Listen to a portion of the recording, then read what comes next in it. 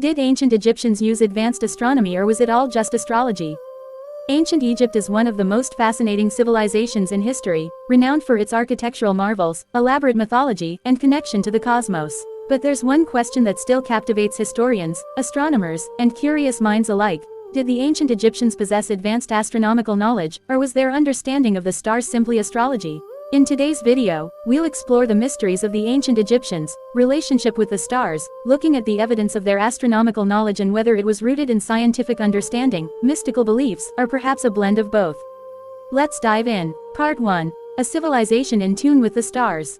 To understand how ancient Egyptians might have approached the stars, we must first appreciate their worldview. For thousands of years, Egyptians were keen observers of the night sky, noting the movements of the stars, the phases of the moon, and the rising and setting of the sun. Their entire civilization revolved around celestial events, from the flooding of the Nile to the timing of religious festivals. One of the most significant astronomical events in Egypt was the heliacal rising of Sirius, the dog star. This event marked the annual flooding of the Nile River, a crucial event for their agricultural calendar. The Egyptians meticulously recorded when Sirius would appear on the horizon, using it as a time marker for the start of their year. This isn't just astrology, this is precise astronomical observation. The fact that they used the stars to predict flooding suggests that they understood the cycles of celestial bodies and their impact on earthly events. Part 2. The role of the sun and the solar calendar. The sun, of course, played a central role in ancient Egyptian life. The Egyptians divided their year into 12 months, based on the sun's movements, creating a solar calendar. But what's fascinating is how they structured their time around the sun, aligning it with major events such as solstices and equinoxes. The Egyptians used a 365-day solar calendar, incredibly accurate for its time. They divided their year into 3 seasons, each corresponding to different phases of agricultural work. This wasn't based on mysticism but on a very scientific understanding of the sun's path across the sky. Part 3. The pyramid alignment and astronomical precision. Now, let's take a closer look at the pyramids. These iconic structures are often considered the pinnacle of ancient Egyptian engineering. But what many people don't realize is that their design and alignment were heavily influenced by astronomical knowledge. The Great Pyramid of Giza, for example, is aligned with astonishing accuracy to the cardinal points. But perhaps more interestingly, the pyramids are believed to be aligned with the stars in the constellation of Orion. Orion was closely associated with Osiris, the god of the afterlife, and the Egyptians thought of the constellation as a celestial counterpart to their earthly kingdom. Could such precise alignment be mere coincidence, or were the Egyptians using astronomical knowledge to ensure that their monuments would align with the stars for centuries to come? This suggests not only a profound understanding of astronomy but also an integration of that knowledge into their architecture, religion, and culture. Part 4. Egyptian astrology, a blend of science and mysticism. So, how does astrology fit into all this? While the ancient Egyptians were undoubtedly masters of astronomy, they also incorporated astrology into their daily lives and religious practices. The belief in cosmic influence over human destiny was deeply rooted in their culture.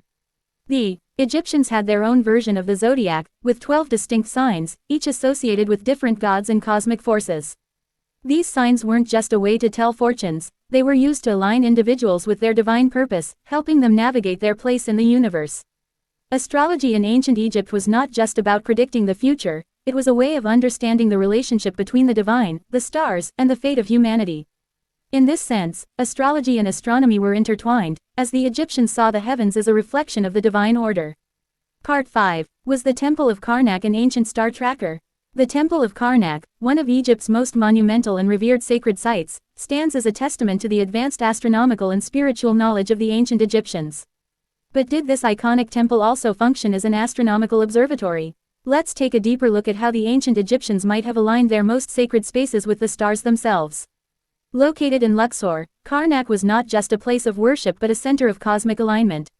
One of the most significant astronomical features of the temple is its alignment with the star Sirius, the brightest star in the night sky. In ancient Egypt, Sirius was known as the dog star, and held a profound place in both religion and agriculture. Why was Sirius so important? The ancient Egyptians believed that the rise of Sirius, just before the sunrise, marked the beginning of the annual flooding of the Nile, an event essential for their agricultural cycle.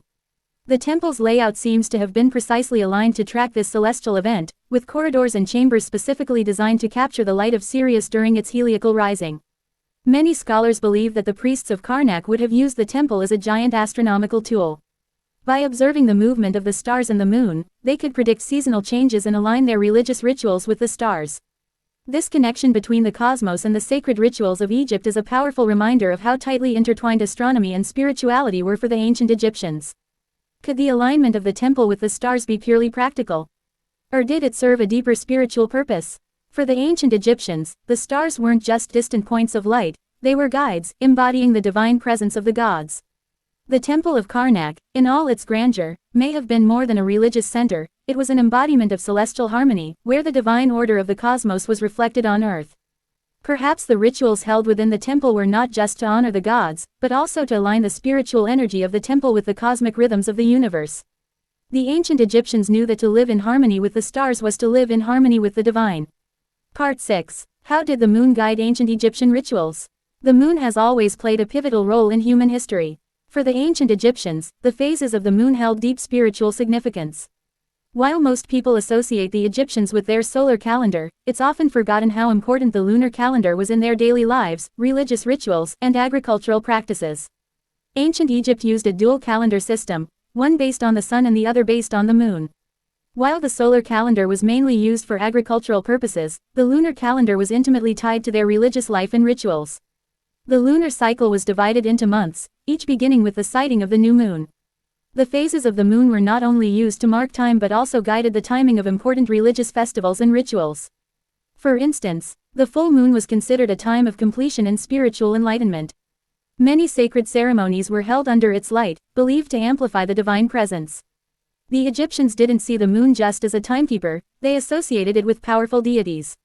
Thoth, the god of wisdom and the moon, was said to govern the moon's cycle, while Khonsu, the young moon god, represented the renewal of life and healing. The lunar phases were seen as a reflection of the gods' influence on the world, each phase bringing different energies to be harnessed during sacred rituals. Interestingly, the lunar calendar also dictated the timing of agricultural activities. The moon's influence on the tides and soil was believed to affect crop growth, just as it governed the ebb and flow of the Nile. In this way, the moon was not just a spiritual symbol, it was an essential part of the Egyptians' practical approach to life and nature. Could the moon have had a more profound influence on the spiritual practices of the Egyptians than we realize? It's possible. The way the Egyptians synchronized their daily lives, agriculture, and spirituality with the moon's cycles suggests they viewed the moon as a living, breathing entity, a cosmic force that guided their every move. Today, many spiritual practices still honor the moon's phases, using them to mark the time for meditation, manifestation, and rituals. It's a testament to how deeply the ancient Egyptians understood the moon's power, and how that knowledge may still influence our practices today. Part 7. The role of the zodiac in Egyptian culture. The ancient Egyptians were masters of the cosmos. Their knowledge of the stars and celestial bodies was unrivaled, and this cosmic awareness permeated every aspect of their culture. But how deeply did the zodiac influence their beliefs? Was it merely a tool for understanding the heavens, or was it a guide that shaped their daily lives, their rituals, and even their afterlife? While today we are most familiar with the Western zodiac, the ancient Egyptians had their own unique system. The Egyptian zodiac, known as the Zodiac of Dendera, is believed to have been a key aspect of their spiritual practice, connecting each person to specific gods, cosmic forces, and elements. In Egyptian astrology, the zodiac was not just a series of symbols or dates. It was a powerful tool that intertwined with their religious worldview. Each sign of the zodiac was associated with a specific god or goddess, who governed not just the heavens but the lives of the people. The 12 signs were linked to key deities like Ra, Isis, Horus, and Osiris, gods who shaped the very fabric of Egyptian life. Each zodiac sign was tied to a particular cosmic element, earth, water, air, and fire, and also reflected a unique set of spiritual and earthly qualities. For example, those born under the sign of Hathor, the goddess of love and music, might be seen as nurturing and artistic.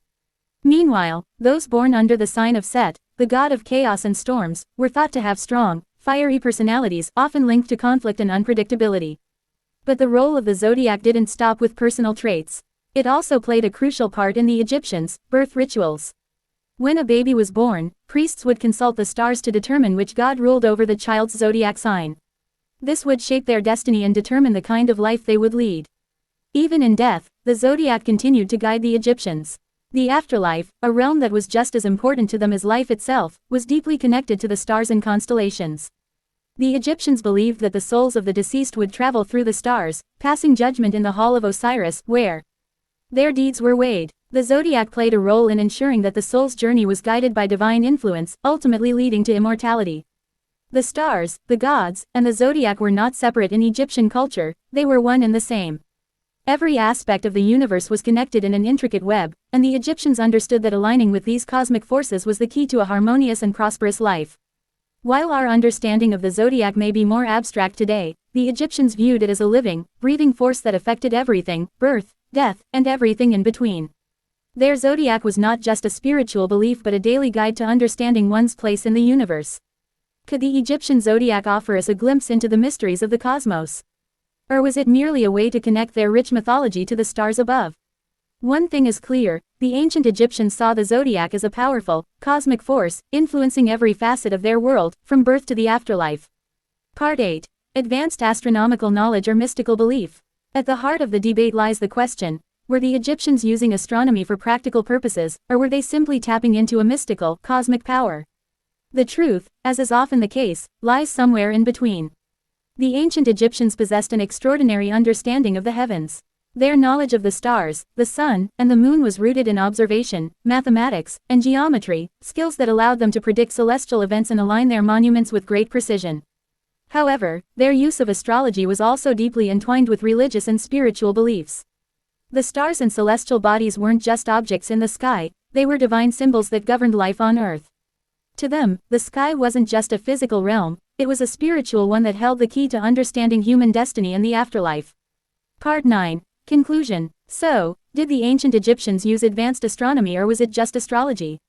The answer is both. Their remarkable knowledge of the stars, planets, and cycles of the universe was far beyond what we might expect from an ancient civilization. And yet, they also viewed the cosmos as a realm filled with divine forces, offering insight into the mysteries of life, death, and the beyond. In many ways, ancient Egyptian astronomy was not just a science, it was a bridge between the physical world and the spiritual realm. Their understanding of the stars shaped not only their architecture and agriculture but their very beliefs about the universe. Thank you for joining us on this journey through ancient Egypt's celestial wonders. If you enjoyed this exploration into the mysteries of the cosmos, don't forget to like, comment, and subscribe for more fascinating insights into the world of ancient knowledge and the universe. Until next time, keep looking up at the stars.